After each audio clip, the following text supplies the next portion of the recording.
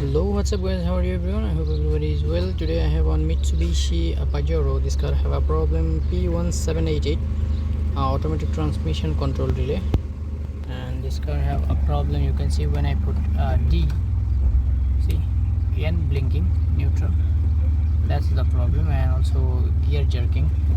So today I will show you what is the transmission relay and how you can solve this problem. Okay, see, first you need to remove this passenger side glow box. Okay, remove this glow box, and here is the engine computer. So inside you can see here this one, see this is the transmission relay, this one, see this one.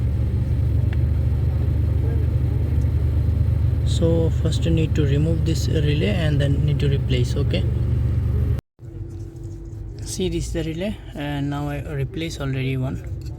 Okay, start car.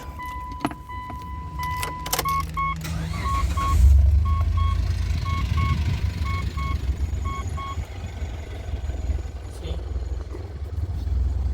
we are in daylight now. Reverse, N, D, everything is perfect. Okay, thanks for watching my video, and if my video helpful for you, please subscribe my channel. Thank you.